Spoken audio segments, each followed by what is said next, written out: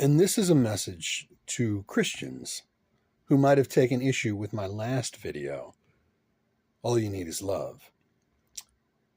Take into consideration, if you're saying in your head, oh, he's saying all we need is love and we don't need the Bible and we don't need church and we don't need Jesus and we don't need anything else, take into consideration that the Bible itself, if you believe in the Bible, does say God is love. So essentially, what I'm doing in that last video is pointing you towards God, which is love.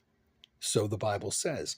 So in that respect, all I'm really doing is I'm telling you can bypass the blood sacrifice and the it's okay to own slaves and tell women to shut up in church and, the contradictions, which there are contradictions. There's a verse in the Bible that's where Jesus says, any man that saith thou fool shall be in danger of hellfire. And do you know, there's another verse where Jesus says thou fool to somebody. He calls somebody a fool. And I remember thinking, is he in danger of hellfire now?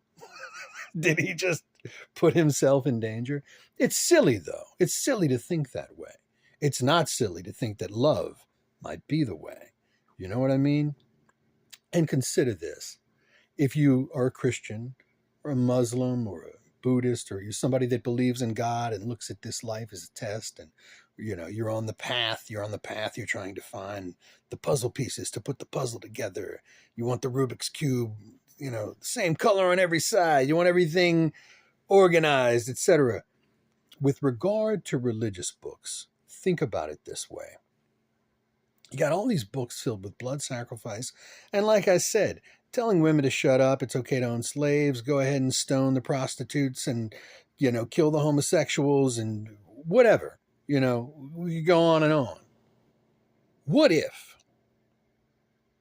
there is a God, and the God that is put all these books on the path here, And what if the real test is to see, are we going to look at this stuff? Are we going to look at these books and devote ourselves to them? Books full of blood sacrifice and atrocities and BS? Are we gonna give ourselves over to that? Or are we going to take something as simple as the verse in the Bible that says God is love, find that verse maybe and go, oh. I'm just saying. So that's what I have to say. Again, it's the same culmination here in this video. God is love. I am love. You are love. You can cultivate it inside yourself. I can do it inside myself. It's pretty cool. Just like Jesus, it says Jesus said that he thought it not robbery to be equal with God. And God is love, so Jesus said he was love. And when they told Jesus that he shouldn't have been saying that, he said, have you not heard it said, ye are gods, so if God is love, he was saying, you're all love. That's how I interpret it.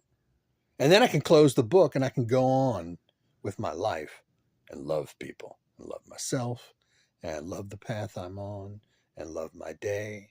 And I'm telling you, you start looking at life like that, it gets better. It gets better. And if you don't believe me, try that.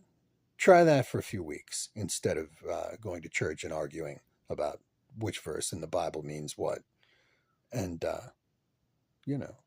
let the proof prove itself to you. Does that make any sense? I don't know. Either way, I'm going with love. Love is the answer, my friend. And with that, I bid you farewell.